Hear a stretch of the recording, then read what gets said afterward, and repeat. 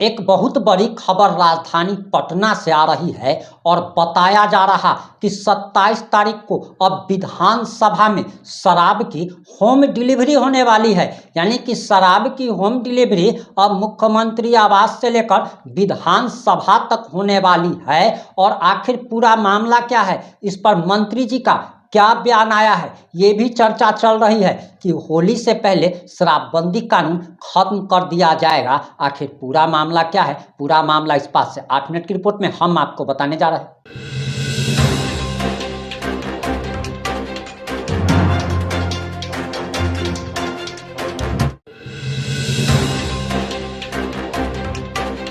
नमस्कार, मैं प्रिंस कुमार सिंह, आप देख रहे हैं पॉजिटिव इंडिया। अगर अभी तक आपने चैनल को सब्सक्राइब नहीं किया है तो खबरों से अपडेट रहने के लिए कृपया चैनल को सब्सक्राइब कर लीजिए। और जो लोग ऑलरेडी कर चुके हैं तमाम लोगों को सहृदय धन्यवाद। अब वापस आते हैं अपनी खबर पर और आपको बताते चले कि आरजेडी ने साफ तौर पर कह दिया है कि 27 तारीख का दिन भी यानी कि तारीख भी फिक्स कर दी गई है और उस दिन विधानसभा में होम डिलीवरी होने वाली है, शराब की होम डिलीवरी होने वाली है। और बिहार पुलिस प्रशासन को, बिहार सरकार को साफ तौर पर चैलेंज कर दिया गया है। इस पर मंत्री जी का भी बयान आ गया है। अब जरा आप मंत्री जी का ये बयान सुनिए। पूरे देश के सीमाओं को सुरक्षित करना और उसी कड़ी में देश के माननीय गृह मंत्री यदि बिहार के सीमांचल क्षेत्र को, सीमाओं को सुरक्षित कर रहे हैं, चाहे राजद के लोग हो चाहे जो लोग हो, उस सब लोग को इसमें सहयोग करना चाहिए। जो 27 तारीख को हम विधानसभा के कैंपस में दारू डिलीवरी करा देंगे, इससे तो स्पष्ट लगता है कि या तो दारू बेचने वाले माफियाओं के साथ उनकी साठगांठ है। दारू बंदी जो बिहार में हो, पूरी तरह सख्त उस पर लागू नहीं हो, उसमें सुनील सिंह जैसे लोग, ये दारू माफिया कौन कौन लोग हैं, या तो उनको साठगांठ है दारू माफिया से, या सुनील सिंह जी यदि दारू यहाँ उपलब्ध करा देंगे तो कैसे उपलब्ध करा देंगे। अपराधी चाहे जितना बड़ा क्यों नहीं हो, उनकी जगह जेल में होती है। यहाँ तक बड़े बड़े हाथी ऐसा भी लोग हैं, वो भी सुशासन के कानून को डर से वह मुर्गा बन जाते हैं, हॉस्पिटल के सहारा लेते हैं। बिहार सरकार जब जोरा से मांगती है तो बोरा से रुपया देते हैं। कौन क्या दावा कर रहे हैं, नहीं दावा कर रहे हैं, उस दावे पे थोड़ी जाना है। आपको लगता है कि विधानसभा में कोई शराब जैसे मंगा लेगा? किसी की इतनी हिम्मत है? मैंने जो जितनी बातें शराबबंदी के बारे में मुझे कहनी थी, मैंने सकता है शराब। आप ये मानते हैं कि शराब आराम से उपलब्ध हो सकता है कहीं भी? देखिए, मैंने तो पहले ही कहा ना, विस्तृत समीक्षा की बात कही। अब कौन क्या दावा कर रहे हैं, नहीं दावा कर रहे हैं, उस दावे पे थोड़ी जाना है। आपको लगता है कि विधानसभा में कोई शराब जैसे मंगा लेगा? किसी की इतनी हिम्मत है? बेतुका बात करते हैं, मीडिया में बने रहने के लिए कुछ भी बयान दे दिए, मीडिया ने उसको बयान को उठा लिया। अरे भैया, कोई भी गंभीरता होती है। आप सदन के जैसे हिस्सा हैं, सदन के हिस्सा जो व्यक्ति होता है उसमें गंभीरता दिखनी चाहिए। आप गंभीरता से अपनी बातों को नहीं रखेंगे, जस्ट मीडिया में बने रहने के लिए कुछ से अलबल बोल दें। इसलिए कहते हैं ना, शिक्षा की कमी है, थोड़ा पढ़ लिख के आवे वो लोग। चलिए, विधानसभा में सवाल है कि आराम से मिलता है या नहीं मिलता, बताइए। आराम से मिलता है या नहीं? मैंने क्या कहा कि कौन क्या कहता है, नहीं कहता, उस पर हमको नहीं मानता, हम नहीं जाना है। मैंने जो जितनी बातें शराबबंदी के बारे में मुझे कहनी थी, मैंने सदन के माध्यम से, आप लोग के माध्यम से कह।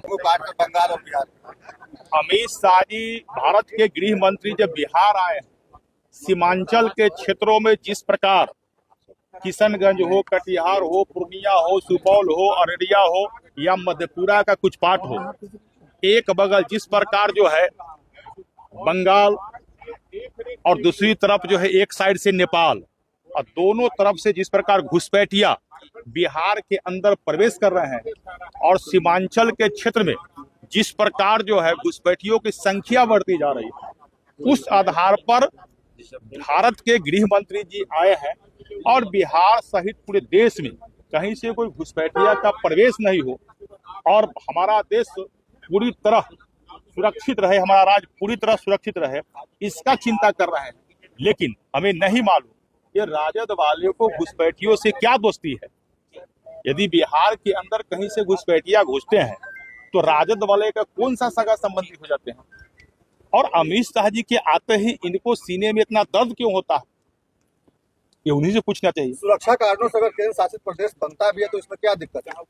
मैंने कहा सुरक्षा कारणों से केंद्र शासित प्रदेश देश के अंदर कैक है, उस सब का एक पैमाना संविधान में निहित अधिकार के तहत ही हर चीज के पैमाना के अधिकार पर ही उसको केंद्र शासित प्रदेश या बनाया जाता है। इसका प्रावधान अलग है। किसी को बयान देने से ऐसा कुछ नहीं होता है।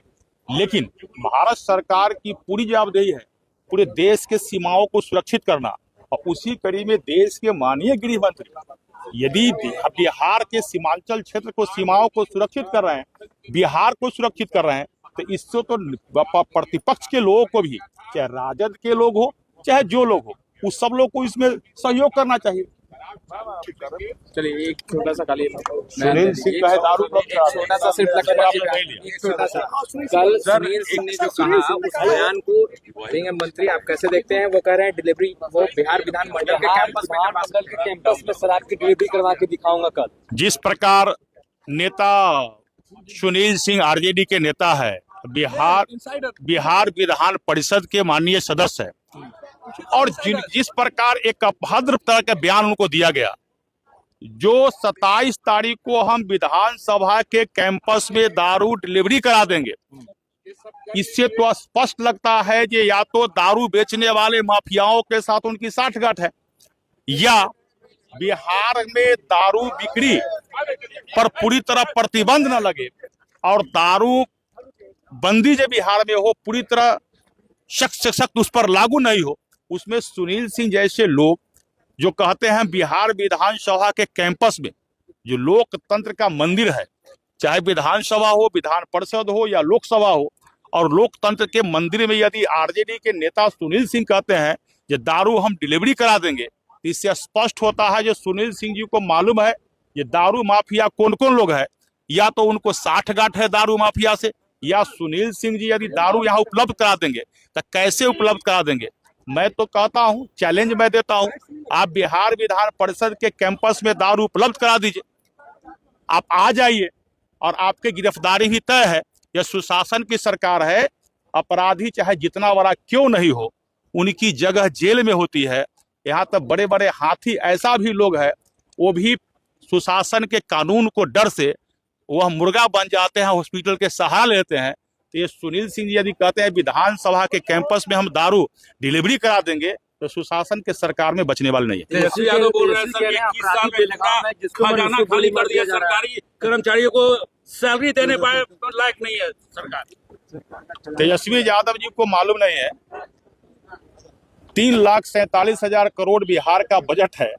यह बजट जो है उनको अगर दिमाग में नहीं अट रहा है, ये विकसित बिहार और समृद्ध बिहार सशक्त बिहार बनाने के लिए कितना बड़ा बजट है, उनको बजट का ज्ञान नहीं है, या बजट बिहार विधान सभा में एक दिन बजट सेशन में उन्होंने भाग लेना उचित नहीं समझा, इसलिए बिहार के अर्थव्यवस्था के विषय में बहुत जानकारी उनको नहीं है।